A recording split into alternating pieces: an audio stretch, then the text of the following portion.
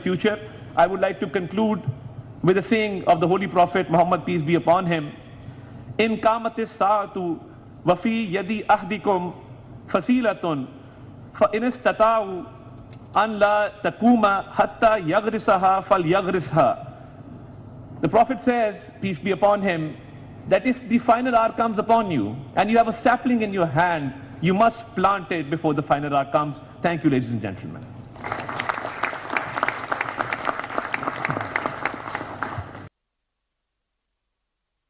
Bismillahir Rahmanir Rahim. Excellencies, honorable ladies and gentlemen, Assalamu alaikum and a very good afternoon. Let me begin by extending my heartfelt commendations to Azerbaijan, the UAE and Brazil for bringing us together for the second high-level ministerial dialogue on culture-based climate action. Here in Baku, a city that breathes history and radiates cultural vibrancy, we find ourselves surrounded by reminders of the strength and resilience that heritage brings to our lives. The city stands as a testament to what culture can achieve. It preserves the past, shapes the present, and guides us towards a more resilient future. As I reflect upon the legacy of places like Baku, I am reminded of the cultural gems back home in Pakistan, where a people of the Indus Valley civilization, which originated around the banks and tributaries of the mighty river Indus, which is also home to one of the world's UNESCO heritage sites, Mohenjo-daro, which dates back to 2500 BC.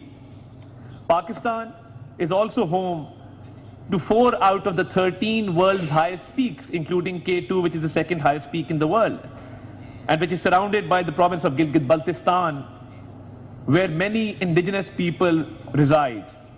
I would like to express my gratitude to His Highness Prince Rahim Aga Khan and the Aga Khan Foundation for the wonderful work that they've done for the indigenous people of Gilgit-Baltistan. Today, as we convene here to discuss about how we can channel these values, our ingenuity, creativity and resilience to address one of the greatest challenges of our time, the global climate crisis.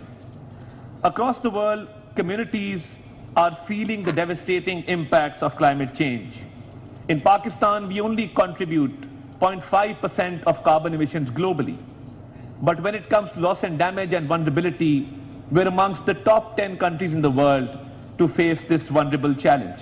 Severe floods, rising temperatures, and growing vulnerability of our culture and natural heritage pose a great threat. In 2022, we were faced with one of the most devastating floods. Thousands of people, including indigenous people, were displaced. When we come to calculate loss and damage, we were caused a damage of $13 billion. We faced the risk of not only losing lives and livelihoods, but also the irreplaceable traditions, knowledge, and sites that define who we are.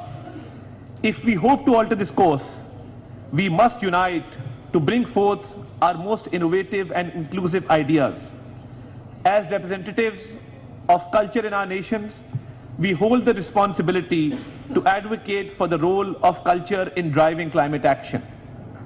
I commend Azerbaijan's leadership for bringing this agenda forward and for fostering a dialogue that emphasizes the interwoven nature of cultural heritage and climate resilience. In Pakistan, we understand that climate action must also mean protecting our cultural heritage and integrating cultural perspective into adaptation efforts.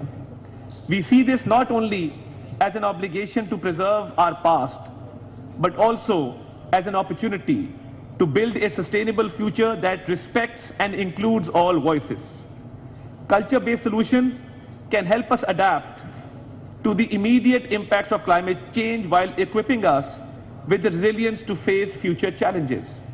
Our efforts must be all-encompassing and inclusive. We must ensure that culture-based climate action is embedded in our policies, just as climate considerations must be woven into our cultural sectors. It is clear, however, that outside our own spheres, the role of culture in addressing climate changes often remains underappreciated. I urge all of us to ensure that this does not happen. We need to build on the momentum generated here in Baku and work towards a stronger commitment to cultural resilience as we move forward. Pakistan is committed to this approach. In our national adaptation communication, we have highlighted the essential role that cultural heritage plays in strengthening community, identity, well-being and resilience. Protecting cultural heritage not only honors our past, but enhances stability and prosperity in a changing climate. I am encouraged by the growing consensus here and across the global community that cultural heritage, indigenous knowledge, and resilience of traditional practices are powerful tools in our climate action toolkit.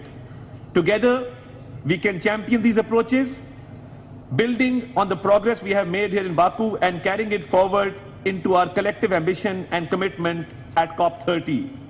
As I conclude, I am reminded of Nelson Mandela's words, the true power of culture is in its ability to transform lives, enable people to reach beyond their limitations. Yes, ladies and gentlemen, culture is not only an inheritance from the past, it is a living, breathing force that shapes our present and empowers us to create a better future. Through culture, we find resilience, innovation, and solidarity, the very qualities we need to confront the climate crisis. As representatives of our nations, we are custodians of this powerful legacy. Let us use it to unite and inspire, to preserve and to progress. In our commitment to cultural resilience, we can lead by example, showing the world that the heritage and traditions we cherish are not just reminders of where we've been, but beacons guiding us towards where we can and must go. Together, let us build a world where culture continues to transform lives, uplift communities, and inspire solutions for a sustainable future. I would like to conclude with a saying of the Holy Prophet Muhammad, peace be upon him, In kamatis sa'atu wa fi yadi ahdikum fasilatun fa in istata'u an